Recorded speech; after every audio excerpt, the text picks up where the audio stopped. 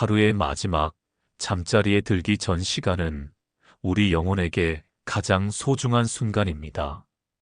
바쁜 일상 속에서 지친 마음과 몸을 하나님께 맡기며 성령님과의 깊은 교제를 통해 참된 안식을 얻을 수 있는 시간이기 때문입니다. 성경은 우리에게 쉬지 말고 기도하라고 명령하십니다. 특히 잠들기 전 드리는 기도는 우리의 마음을 정결하게 하고 하루 동안 쌓인 근심과 걱정을 내려놓게 하며 하나님의 평안 가운데 깊은 잠에 들 수 있게 해줍니다.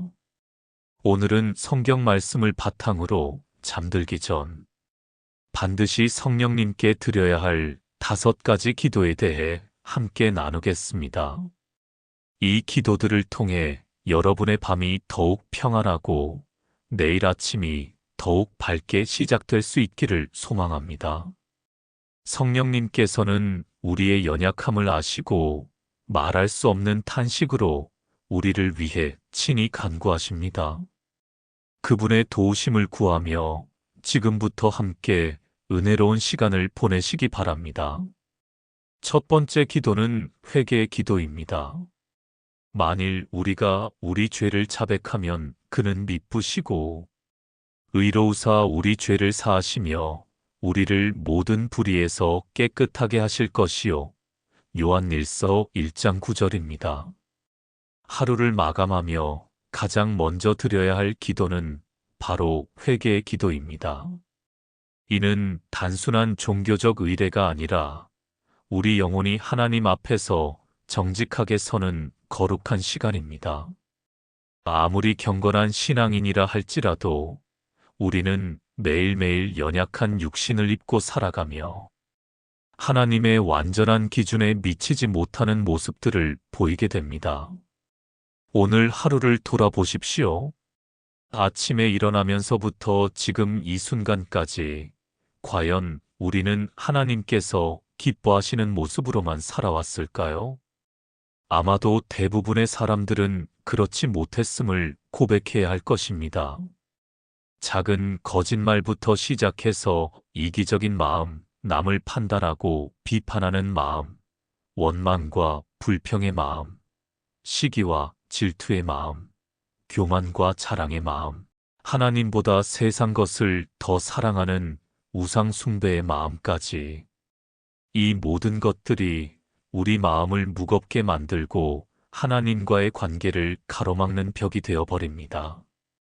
요한일서 1장 9절 말씀은 우리에게 놀라운 희망의 메시지를 전해줍니다.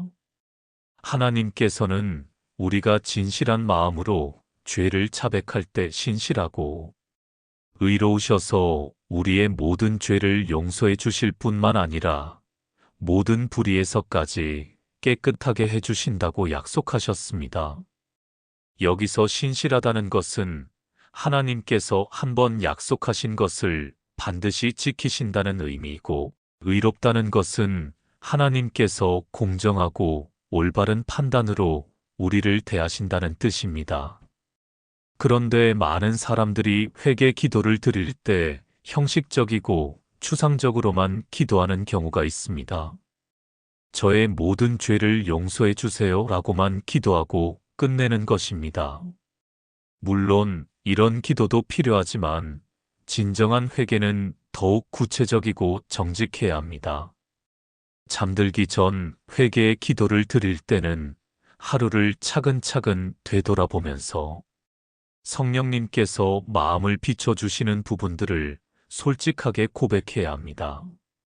예를 들어 오늘 아침 늦게 일어나서 가족에게 짜증을 내고 화를 낸 것, 지하철에서 자리를 양보하지 않고 외면한 것, 직장에서 동료의 뒷담화를 하며 판단한 것, 어려운 이웃을 도울 수 있었는데도 못 본 척한 것, 예배 시간에 딴 생각을 하며 하나님께 집중하지 못한 것, 성경 읽기와 기도 시간을 소홀히 한 것, 하나님의 영광보다 내 체면과 명예를 더 중요하게 생각한 것 등등, 이런 구체적인 부분들을 하나하나 고백하는 것입니다. 또한 회개는 단순히 잘못을 인정하는 것에서 그치지 않습니다.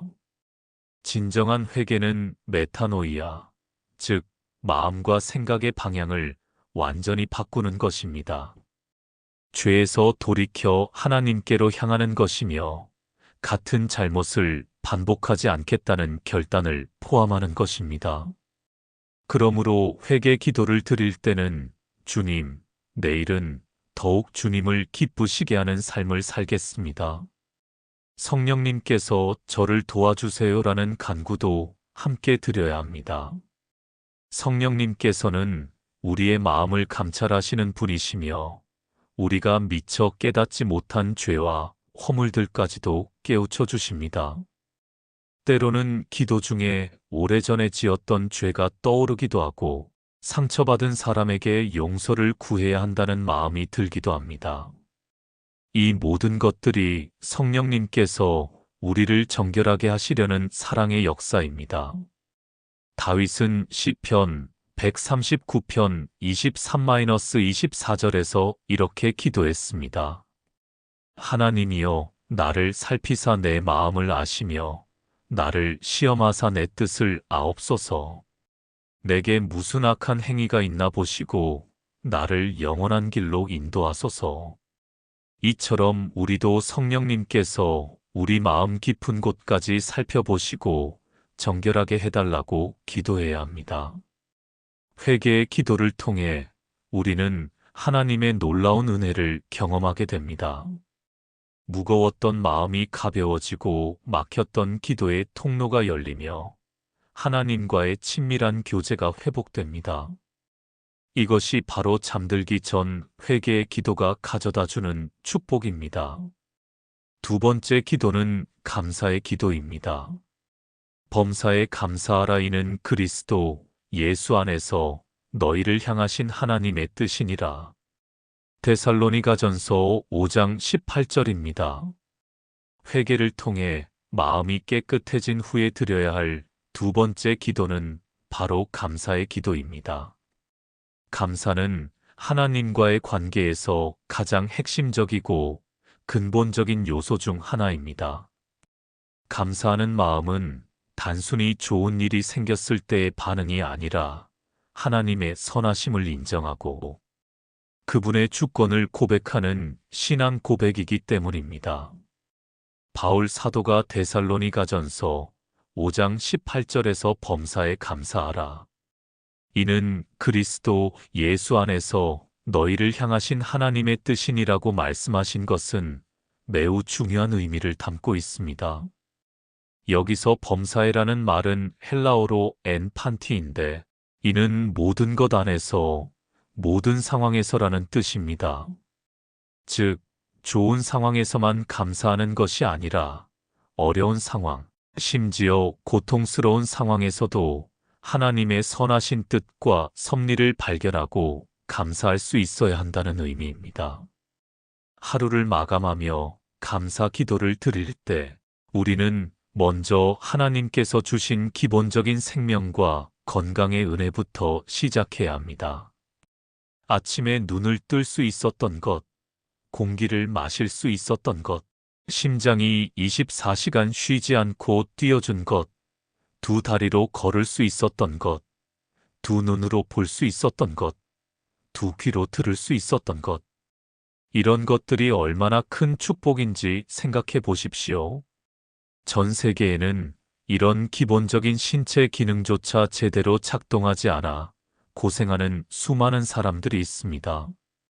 그 다음으로는 하나님께서 주신 관계의 은혜에 대해 감사해야 합니다.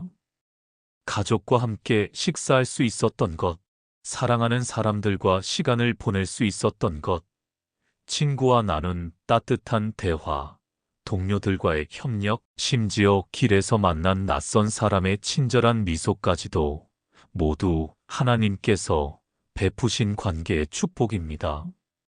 인간은 혼자서는 살 수 없는 존재이며 하나님께서는 우리 주변에 소중한 사람들을 배치해 주셔서 서로 사랑하고 돌보며 살아갈 수 있게 하셨습니다.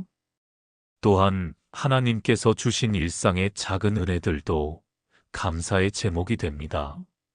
맛있는 음식을 먹을 수 있었던 것, 따뜻한 집에서 쉴 수 있는 것, 깨끗한 물을 마실 수 있는 것, 입을 옷이 있는 것, 대중교통을 이용할 수 있는 것, 전기와 가스를 사용할 수 있는 것.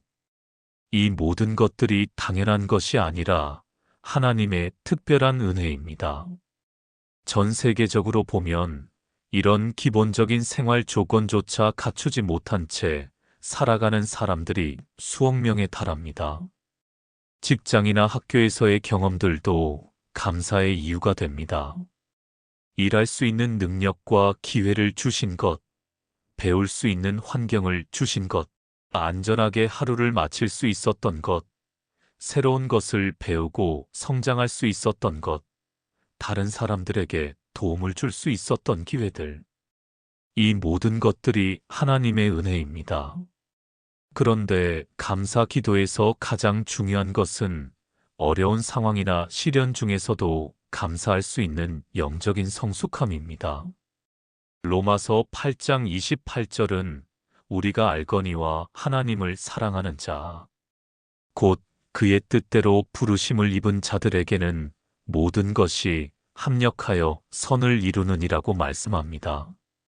즉, 겉으로 보기에는 힘들고 어려운 상황일지라도 하나님께서는 그 모든 것들을 통해 우리에게 더 큰 유익을 주시려는 선하신 계획을 가지고 계신다는 것입니다. 오늘 하루 중에 혹시 속상하거나 짜증났던 일들이 있었다면 그것들조차도 감사의 제목으로 바꿔서 기도해 보십시오. 주님, 오늘 지하철이 지연되어서 늦을 뻔했지만 그 덕분에 평소보다 여유로운 마음으로 주변을 둘러볼 수 있었습니다. 감사합니다. 주님, 오늘 상사에게 꾸중을 들었지만 그를 통해 제 부족한 점을 깨달을 수 있었습니다. 감사합니다. 주님, 오늘 몸이 피곤했지만 그 덕분에 건강의 소중함을 다시 한번 깨달았습니다. 감사합니다. 감사의 기도를 드릴 때 우리의 마음과 영혼에는 놀라운 변화가 일어납니다. 불평과 원망이 사라지고 하나님의 사랑에 대한 확신이 자라납니다. 부족한 것에 대한 초점이 아니라 이미 받은 풍성한 은혜에 대한 인식이 커집니다. 시편 100편 4절처럼 감사함으로 그의 문에 들어가며 찬송함으로 그의 궁정에 들어가서 하나님과의 친밀하고 깊은 교제를 경험할 수 있게 됩니다. 감사는 우리의 시선을 완전히 바꿔놓습니다. 세상의 기준으로 보면 부족하고 아쉬운 것들이 많을 수 있지만 하나님의 은혜의 관점에서 보면 우리는 이미 넘치도록 축복받은 존재들입니다. 이런 깨달음이 있을 때 우리는 진정으로 감사할 수 있고 그 감사가 우리의 잠자리를 평안하고 행복하게 만들어 줄 것입니다. 세 번째 기도는 보호를 구하는 기도입니다. 여호와는 너를 지키시는 이시라. 여호와께서 내 우편에서 내 그늘이 되시리로다. 낮에 해가 너를 상하게 하지 아니하며 밤의 달도 너를 해치지 아니하리로다. 시편 121편 5, 6절입니다. 회개와 감사의 기도를 드린 후 세 번째로 드려야 할 기도는 바로 보호를 구하는 기도입니다. 밤은 우리에게 쉼과 회복을 주는 축복의 시간이지만 동시에 인간의 연약함이 가장 드러나는 시간이기도 합니다. 어둠 속에서 우리는 예측할 수 없는 위험들과 내일에 대한 불안들을 마주하게 되며 우리 자신의 한계를 절실히 깨닫게 됩니다. 바로 이런 시간에 우리에게는 전능하신 하나님의 보호하심이 절대적으로 필요합니다. 시편 121편은 산들을 향하여 눈을 들리라로 시작하면서 우리의 참된 도움이 천지를 지으신 여호와에게서 온다고 선포합니다. 이 시편의 배경을 살펴보면 고대 이스라엘 사람들이 예루살렘으로 순례를 떠날 때 부르던 노래 중 하나였습니다. 험한 산길을 걸어가면서 도적들의 위험과 야생동물의 위협, 그리고 각종 사고의 가능성 앞에서 하나님의 보호하심을 간구했던 것입니다. 오늘날 우리도 마찬가지로 일상 속에서 수많은 위험과 불안 요소들에 둘러싸여 살아가고 있습니다. 시편 121편 3-4절은 우리에게 놀라운 위로를 줍니다. 여호와께서 너로 실족지 않게 하시며 너를 지키시는 이가 졸지 아니하시리로다. 이스라엘을 지키시는 이는 졸지도 아니하고 잠들지도 아니하시리로다. 인간은 피곤하면 잠들어야 하고 지치면 쉬어야 하는 유한한 존재입니다. 하지만 하나님께서는 24시간 365일 한순간도 쉬지 않으시면서 우리를 지켜주십니다. 우리가 깊은 잠에 빠져 무방비 상태가 되는 그 시간에도 하나님께서는 깨어 계시면서 우리를 보호해 주십니다. 보호를 구하는 기도를 드릴 때는 여러 차원에서 접근해야 합니다. 먼저는 신체적 보호입니다. 잠들어 있는 동안 화재나 도난, 자연재해 등의 각종 사고로부터 보호받을 수 있도록 기도해야 합니다. 또한 건강에 대한 보호도 중요합니다. 잠들어 있는 동안 우리 몸의 모든 장기들이 정상적으로 기능할 수 있도록, 특히 심장과 폐, 뇌 등 생명과 직결된 기관들이 안전하게 작동할 수 있도록 하나님의 보호하심을 구해야 합니다. 둘째로는 영적 보호입니다. 에베소서 6장 12절은 우리의 씨름은 혈과 육에 대한 것이 아니요 공중의 권세 잡은 자들과 어둠의 세상 주관자들과 하늘에 있는 악한 영들에 대함이라고 말씀합니다. 우리에게는 보이지 않는 영적 전쟁이 항상 진행되고 있으며 특히 잠들어 있는 동안 우리는 영적으로 더욱 연약한 상태가 됩니다. 사탄은 우리의 꿈을 통해서도 역사하려 하고 우리의 마음에 두려움과 불안, 악한 생각들을 심어 놓으려 합니다. 그러므로 우리는 성령님의 보호하심을 간구하며 예수님의 보혈로 우리 자신과 우리 가정을 덮어달라고 기도해야 합니다. 셋째로는 가족과 사랑하는 사람들에 대한 보호입니다. 나 혼자만 안전하면 되는 것이 아니라 함께 사는 가족들, 멀리 떨어져 있는 부모님과 형제자매들, 소중한 친구들과 동료들까지도 하나님의 보호하심 안에 있을 수 있도록 중보기도를 드려야 합니다. 특히 어린 자녀가 있는 부모라면 아이들이 건강하고 안전하게 잠들 수 있도록, 나쁜 꿈을 꾸지 않고 평안한 잠을 잘 수 있도록 더욱 간절히 기도하게 됩니다. 넷째로는 마음의 평안에 대한 보호입니다. 잠자리에 들면서 하루 종일 쌓였던 스트레스와 걱정, 불안과 두려움들이 한꺼번에 몰려올 때가 있습니다. 내일 해야 할 일들에 대한 부담감, 해결되지 않은 문제들에 대한 걱정, 인간관계의 갈등, 경제적 어려움, 건강상의 문제, 자녀들의 미래에 대한 염려 등등. 이런 것들이 우리의 마음을 어지럽히고 평안한 잠을 방해할 수 있습니다. 이때 우리는 빌립보서 4장 6-7절 말씀을 붙잡고 기도해야 합니다. 아무것도 염려하지 말고 오직 모든 일에 기도와 간구로 너희 구할 것을 감사함으로 하나님께 아뢰라. 그리하면 모든 지각에 뛰어난 하나님의 평강이 그리스도 예수 안에서 너희 마음과 생각을 지키시리라. 시편 4편 8절은 이렇게 말씀합니다. 내가 평안히 눕고 자기도 하리니 나를 안전히 살게 하시는 이는 오직 여호와시니이다. 다윗은 수많은 원수들에게 둘러싸인 위험한 상황에서도 하나님을 신뢰하며 평안히 잠들 수 있었습니다. 이것이 바로 하나님의 보호하심을 믿는 신앙의 힘입니다.